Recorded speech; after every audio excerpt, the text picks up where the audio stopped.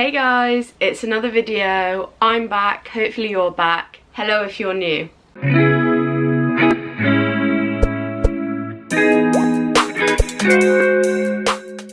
So today's video is gonna be on my favourite TV show, Teen Wolf Season 1. Teen Wolf started in 2011 and ended in 2016. As I've said that, I'm not convinced it's correct, but we'll go with it.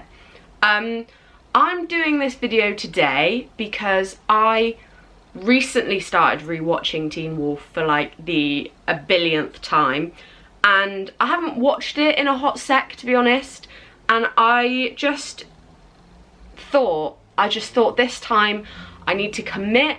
I need to watch 6B, season 6B, because I haven't watched it. It's the final season, and I just, no matter how much it breaks my heart, I just need to commit to that.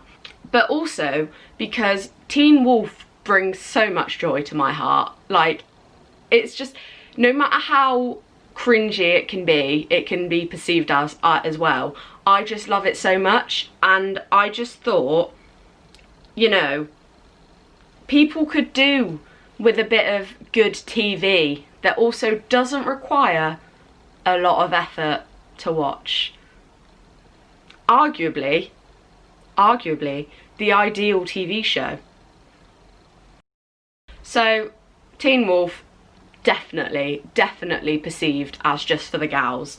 But, you know, I think if the boys, if you lads could get past the stereotype of that, you would genuinely enjoy it. Like, yeah, sure, there's some teen romance, but honestly, you're gonna find that in nearly everything you watch. So, and of course, there's fit boys, but guess what?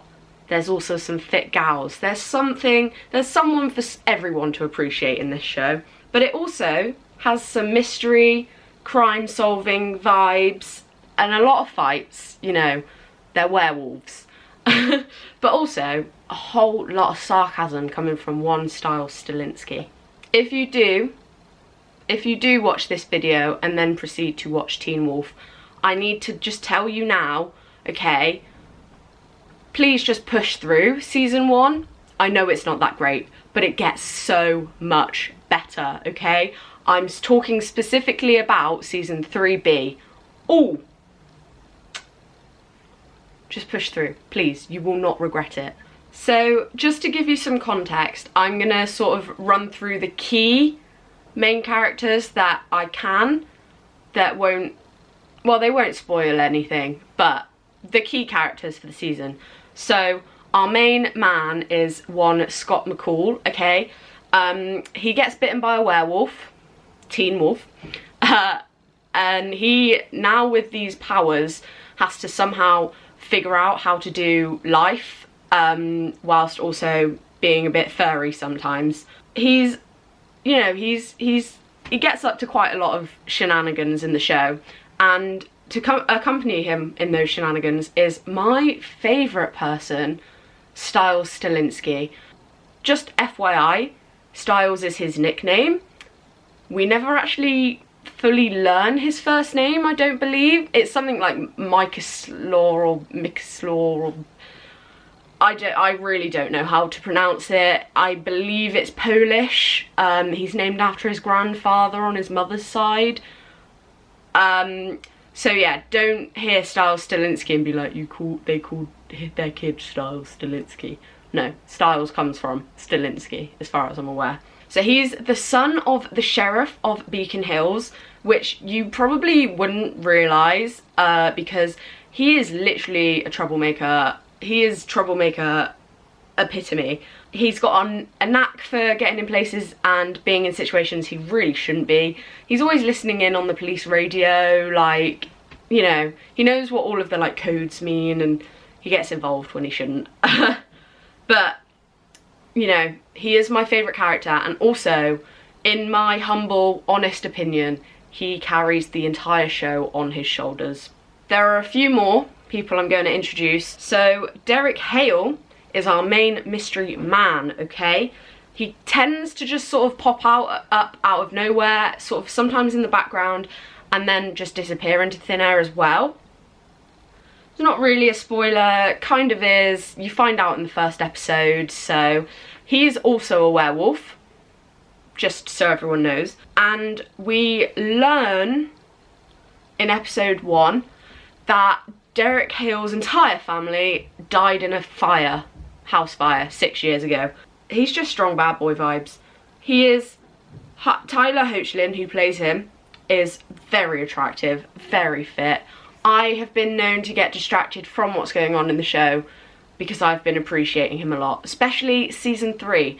Season 3 is just everyone has a glow up. It's glorious. We then have Alison Argent. She's our like leading lady in a way. She is the new girl at school in the first season. She is our Teen Wolf's love interest in the first season.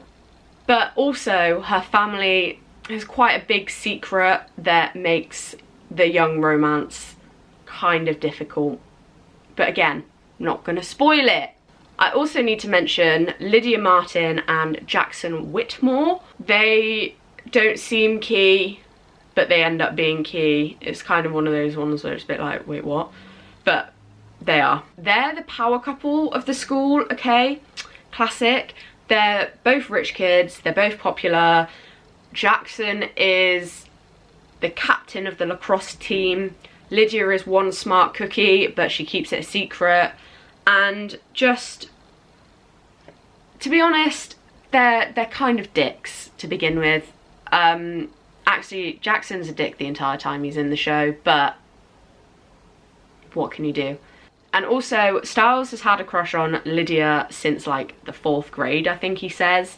So that plays into season 1 quite a bit, but like not massively. It's just sort of, it comes and goes.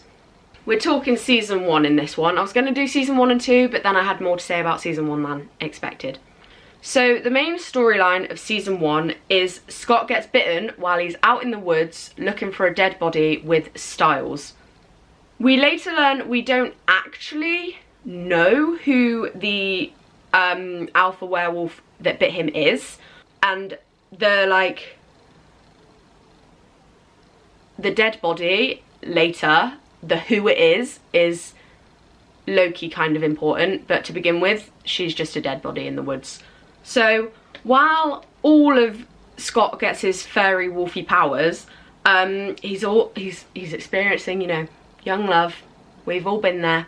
And he also is suddenly having to deal with his sudden rise in popularity because his powers have made him good at sports. So now he's actually on the lacrosse team instead of like a substitute bench warmer on the team. No, boy gets to play, okay? On top of all of this, he's also having to deal with being hunted down by the local werewolf hunters. Who'd have thought? Who would have thought? There's more to it, to be honest. So like we need to figure out who the alpha is, what the alpha wants with him.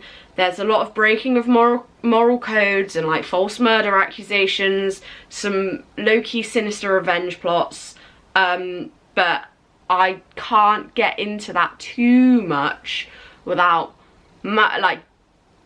massive spoilers and ruining massive plot twists, because they throw them at you left, right and centre. Like, you think you know what's going on and they're like, no you don't. For like the first 2 seasons, Scott and Alison are honestly the most annoying people on the planet. Like, we get it, you're in love, but please have a better personality, like more of a personality than just that. I'm just saying. I also need to acknowledge that the show does kind of queer bait with Stiles and Derek. It was apparently originally planned for Stiles and Derek to end up as a thing, but at the time Dylan O'Brien was underage, so they scrapped that, but also kept in the like tension and chemistry and all those vibes. So it's a bit like, you're like, come on, just do something, but then they don't. So it's a bit like, you know? So, all in all, an overview of season 1. We have a lovely bit of trying to solve the murder of the dead body, a sprinkling of trying to find out who the alpha is and what he wants with Scott. We also get a look into Derek's life and his history, not only in Beacon Hills, but also with the hunters that have come to hunt. We get some crazy families, a great bit of like cat and mouse vibes, all topped off with a bunch of animal killings. And obviously some sarcasm and teenage angst. So it's a nice little bowed up present, basically. So that's been my vibes on Teen Wolf. I do love it a lot, very much so. It's on Netflix, so it's not that hard to watch, just saying. Again, you don't need to commit much to get a lot out of it, because it just delivers all on its own. And I genuinely think everyone should watch it. It's an experience, if I'm brutally honest. I am actually going to give Teen Wolf some awards this time because I love it so much. I'm making a new like main award called We Love to See It, because it just makes me very happy, okay? It's my go-to, one of my go-to shows when I'm like, I just need something that I enjoy, brings me happiness. It's just glorious, okay? Please watch it. And I'm gonna give it 2 additional ones. The first one being Fight Me, because I've mentioned it before, they're werewolves. You're not gonna be a werewolf without a fight, you know? There are a lot of fights. It's very entertaining. The vibes are immaculate. Like, the music they use for the fights, the actual fights, they're just all. They give it their all. I do need to say, when they werewolf up, oh my gosh, they're so weird looking. Weird and ugly. That's the only way I can describe when they're in their like werewolf forms. It's not a good look. And my final award I'm giving is Styles Fan Club, because when I say he carries the show, I'm not even joking. He is the glue that holds the entire thing together. And also, he very much has my heart, okay? Like, this is why I can't watch season 6B, because he goes from being the main, like one of the main characters, to just being a recurring role because Dylan O'Brien just had to have his career take off. God. I'm joking. Dylan O'Brien could do what he wants. I mean, I love him, so there's that. I hope you've enjoyed this video. I hope you go watch Teen Wolf on Netflix. I'll see you in the next one. Bye. Also, I just need to say, when this video comes out, I will be doing my move back to uni. So I will try and do a video, the usual time and place. But if not, it will be the week after. And also, obviously, I'll be in a new location, so say goodbye to this backdrop. I'll try and make my uni room nice. Okay. Neil. I actually don't know when it started. That's a good question. There's a plane. This plane's gonna take a while. I feel it in my bones.